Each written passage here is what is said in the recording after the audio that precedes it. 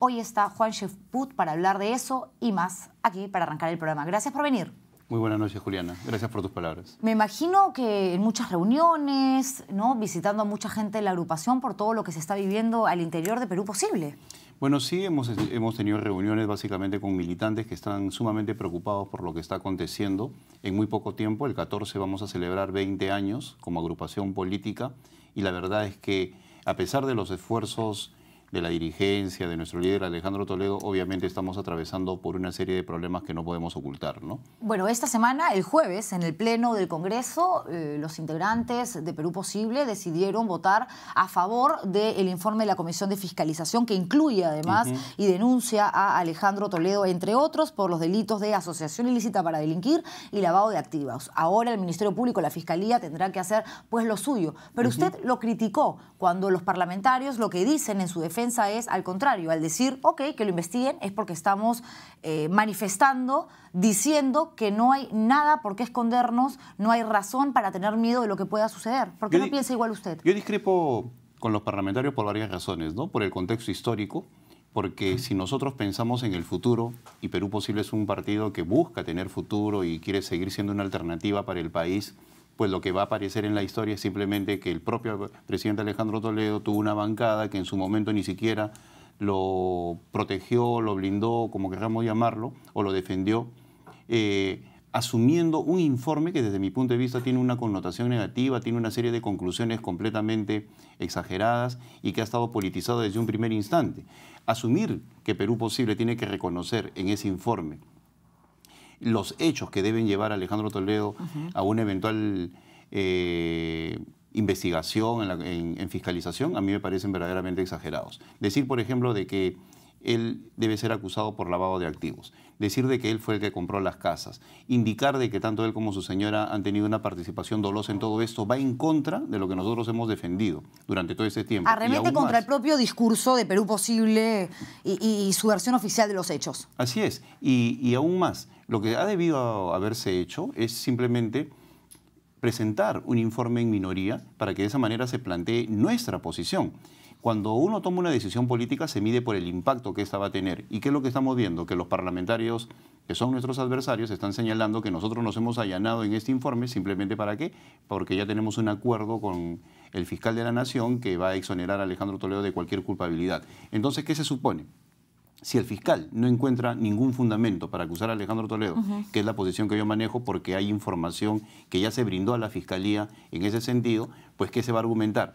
Ah, por eso se allanaron para que al final el fiscal apruebe y los exonere porque ya estaba todo arreglado. ¿No hubo presión de parte de sus socios estratégicos en esto que se llama política? Es decir, los integrantes, ¿no?, de Gana Perú. Podría ser. Yo lo que estoy seguro es que ellos jamás iban a votar con nosotros. Esa es una alianza que desde mi punto de vista ya no le conviene a Perú Posible. Es una alianza que es funcional para ellos pero perjudicial para nosotros. Cada vez que el oficialismo requiere de Perú Posible, pues Perú Posible está al lado de ellos, pero cuando Perú Posible ha necesitado de impulsar algún proyecto de ley, algún tipo de iniciativa, no hemos gozado de la colaboración de ellos. Bueno, pero una militante, quizás una de las más importantes y además fiel al partido, como Carmen Omonte, que es de Perú Posible, es también ministra de la Mujer, forma parte, digamos, del Ejecutivo. Que es una cuestión con la cual yo estoy en desacuerdo desde un primer instante. Ella misma manifestó que su posición era a título personal y el mismo secretario general del partido indicó que ella no era una propuesta de Perú Posible ante el gobierno del presidente Ollanta. Ella recibió la invitación directamente, solicitó la licencia y forma parte del partido y contribuye a que se genere esta percepción ciudadana de que nosotros somos oficialistas cuando no lo es. Entonces, al final, creo yo que Perú Posible, desde el momento que no se perfila, está generando ante la opinión pública la percepción de un partido disminuido, sin personalidad, que no tiene mayor presencia política porque está subordinado permanentemente al Ejecutivo. Bueno, pero acá el tema también es que Perú Posible está dividido en dos bandas, ¿no? Es clarísimo que hay dos trincheras. Por un lado, los que ejercen algún cargo público, es decir, son políticos, y por el otro, los militantes encabezados por usted que, digamos, han tomado esta actitud rebelde frente a lo que hace la otra parte. Hay dos corrientes de opinión. ¿Eso también no le hace daño al partido?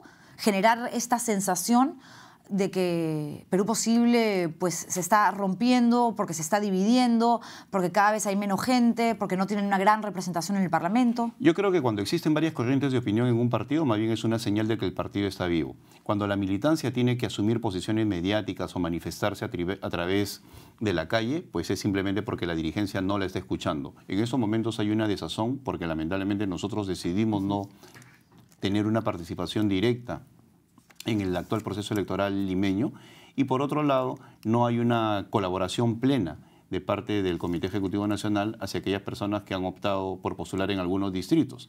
Si bien es cierto, nosotros consideramos que eso es un error, por otro lado es cierto que es necesario repensar a Perú Posible para que al lado de Alejandro Toledo empecemos un proceso de verdadera consolidación partidaria. En buena hora que él haya decidido regresar al país, liderar este proceso de consolidación partidaria, y ahí estaremos para darle a Perú Posible una organización plena con presencia a nivel nacional y sobre todo con el peso político adecuado. Somos un partido que ha sido gobierno, somos un partido que debería estar presentando políticas públicas alternas a la que viene haciendo el actual gobierno del presidente Ollanta Humala. Somos un partido que desde la oposición yo estoy seguro que seríamos más útiles al país, y sin embargo nada de eso estamos haciendo, y eso obviamente genera una posición negativa. Pero ¿es usted consciente, porque además las encuestas lo han dicho y no ahora, sino desde hace rato, que todo lo que ha pasado alrededor del caso Ecoteva y Alejandro Toledo, esto ha hecho que el líder del partido pierda credibilidad y pierda esa aceptación, esa empatía que tenía con gran parte de la población? Claro, yo lo veo como un desafío que tenemos que recuperar, porque es indiscutible que el gobierno de Alejandro Toledo fue muy bueno. Fue el gobierno que sentó las bases, no solamente democráticas, sino económicas, para que el Perú esté pasando en estos momentos por un momento de crecimiento económico que por culpa del gobierno del presidente Ollanta Humala, al no hacerse las reformas del caso, está pasando en estos momentos por un enfriamiento. Pero si no hubiera habido esos 5 años en los cuales democráticamente, económicamente, sociológicamente y políticamente se sentaron las bases para lo que ha sido el ingreso del Perú al siglo XXI, no estaríamos como estamos ahorita. Entonces, en función de eso, es que un grupo de militantes se revela e indica que no estamos de acuerdo con la actitud de los congresistas, que han debido mantener una posición más firme de defensa del presidente Alejandro Toledo, y pasar a la ofensiva política. Porque a mí me indigna que los fujimoristas insulten mañana, tarde y noche a nuestro líder, que ellos, que tienen mucho que rendir cuentas todavía al país, se conviertan en los adalides de la moral cuando tienen mucho que explicar, y lamentablemente nuestro partido está en una situación defensiva que yo creo que ya debe culminar. Regresando al tema Ecoteva, porque, como decíamos al inicio del programa, la situación ahora es mucho más compleja para Alejandro Toledo, porque la Fiscalía va a investigar y de hecho hay una presión política fuerte y hasta social, porque pues hay muchos que no quieren que esto después sea archivado y quede en el olvido después de que se ha perdido plata y tiempo en el Congreso, como sucedió con la megacomisión encargada de investigar el gobierno de Alan García. ¿Cuál es la sensación de Toledo con relación a esto? Renan Espinosa, congresista y vocero de Perú Posible, ha salido a decir que él está muy tranquilo, además está en Perú, que no le teme a nada de lo que pueda suceder porque sabe que es inocente, que no ha cometido ningún delito. Si está en realidad él, digamos, tan seguro de que va a salir bien librado de esta batalla, ¿por qué no aparece y da la cara si está acá en Lima?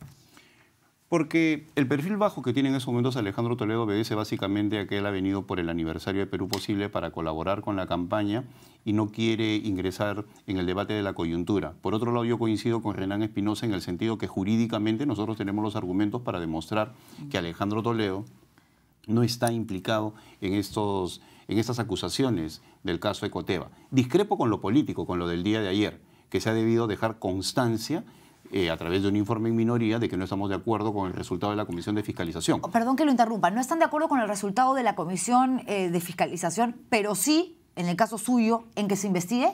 Por supuesto, todos nosotros queremos que se investigue a fondo. Aún más, jurídicamente a través de la Fiscalía nosotros hemos alentado este proceso de investigación. Se ha presentado una gran cantidad de documentación y lo que hay en el informe que el día de ayer evacuado el Congreso de la República no aporta ningún insumo nuevo. Jurídicamente nosotros, inclusive en el ámbito de la Fiscalía, el fiscal ha avanzado más en la investigación, tiene otro tipo de documentos. Entonces lo del día de ayer simplemente ha servido para que la Comisión de Fiscalización emita su dictamen, lamentablemente con la unanimidad de los congresistas, y eso genere ante la opinión pública una sensación de que hay una unanimidad en acusar a Alejandro Toledo, cuando desde mi punto de vista que los adversarios acusen, pero nosotros hemos tenido que plantear una posición de defensa. Sin que eso, digamos, no signifique que no hay intención de que haya una investigación y de la manera más transparente para que se conozca la verdad, porque de eso, digamos, es quizás de lo que más ocupados o interesados deberían estar ustedes, porque hay puntos que incluso a la población, yo siempre trato de manifestarle a mis invitados la percepción que tiene el televidente, ¿no? De acuerdo. Hay muchos aspectos en el tema Ecoteva que no están claros y quizás el principal responsable de que hoy en día haya tanto cuestionamiento ha sido el propio Alejandro Toledo, que en primera instancia, cuando lo llaman y lo citan para responder, ¿qué dice? Primero que el dinero para comprar los inmuebles era de su suegra y que ese dinero era producto de la indemnización que había recibido luego del Holocausto. Después tiene una segunda versión. No, lo que pasa es que después se casó en segundas nupcias, el nuevo marido era un joyero que tenía un montón de plata, le dejó esmeraldas, rubíes y bueno, y con eso se compró.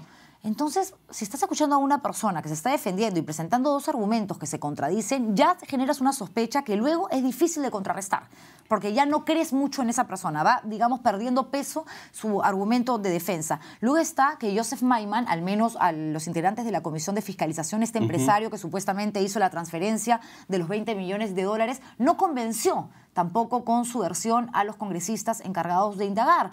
Y bueno, así como se dan este tipo de situaciones, se suma lo que se ha investigado en Costa Rica, donde se constituyó Ecoteva, y que al parecer sí contó con la participación de Alejandro Toledo. Entonces son tres puntos fundamentales que sumados generan una enorme interrogante. La secuencia de hechos que planteas es correcta. Eso es lo que sucedió, eso es lo que nosotros no negamos y ante eso cómo hemos reaccionado.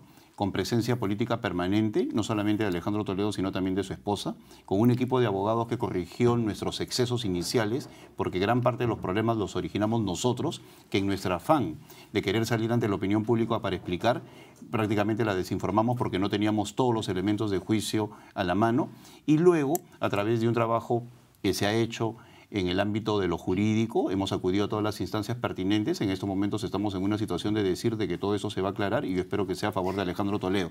Pero los excesos iniciales, dentro de los cuales yo me incluyo, de querer salir a la opinión pública, ante la opinión pública para explicar sin tener toda la información a la mano, ha generado esta percepción negativa ante la opinión pública. No, ahora, porque además, perdón, pero estamos hablando de dos cosas que no tienen nada que ver. Uno puede decir, sí, esto fue lo que sucedió y luego no poder terminar de argumentar esa primera conclusión porque te faltan datos. Pero primero habla del dinero que es producto supuestamente de la indemnización del Holocausto que le tocó a la suegra y después de la herencia del ex esposo joyero. Entonces, no es que te falten datos, lo que falta es información. ¿Y por qué? Porque nosotros hemos decidido informar al Poder Judicial y a la Fiscalía, no a la opinión pública. Entonces se aprovecha de nuestro silencio para decir faltan datos, está inconforme, no es así. Cuando lo que nosotros hemos decidido es no ingresar al terreno de seguir abonando ante la opinión pública con una serie de hechos inconsistentes, de repente porque no tenemos información, pero esa información que aparentemente falta se la hemos entregado a la Fiscalía y al Poder Judicial. Y en esas instancias es donde están todos los elementos de juicio para que ellos al final puedan decidir y tomar una decisión definitiva. Pero esa primera contradicción, ¿es culpa entonces de Alejandro Toledo?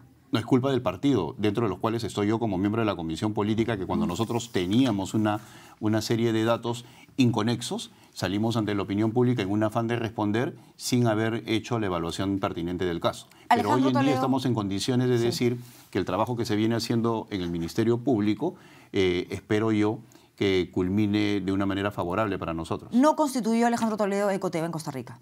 No, yo la verdad, toda la verdad desde el punto de vista de la forma como se organiza, los dineros del señor Joseph Maiman, todo eso está en poder de la Fiscalía. Yo no estoy en condiciones de entrar al detalle porque simplemente son aspectos que hemos decidido que se tramiten judicialmente. ¿Pero defiende la supuesta inocencia de Alejandro Toledo? Por supuesto, el beneficio de la duda está ahí presente y yo creo de que al final la verdad va a salir a flote y lo va a favorecer. ¿No tiene miedo de equivocarse usted que tiene credibilidad política?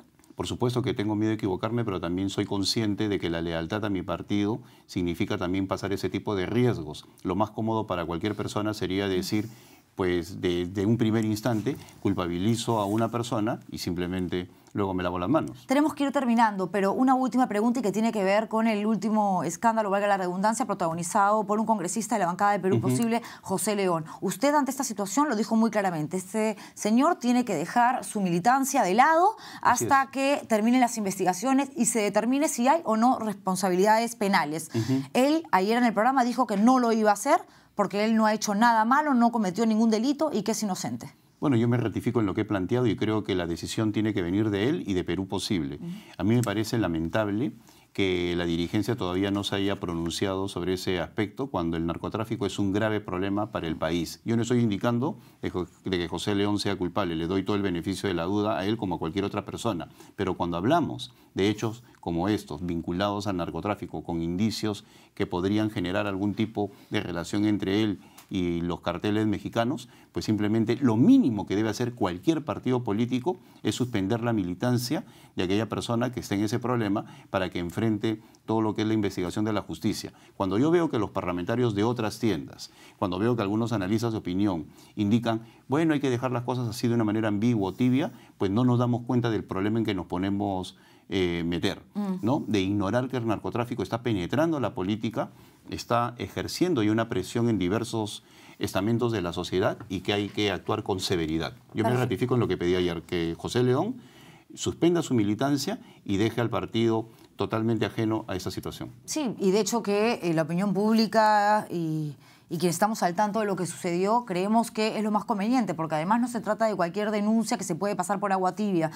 Ha sido presentada por un medio bastante serio como Caretas y es contundente porque hay imágenes, más allá de la explicación que haya podido dar el día de ayer. Lo de Caretas es la secuencia de algo que ya había aparecido en Perú 21, de acuerdo. Y por lo tanto hay una evolución en las versiones, entonces con mayor razón él debería tomar una decisión. Y uno sigue jalando la madeja y puede encontrar peores cosas. Aún más. Sí, de verdad que sí. Gracias por venir.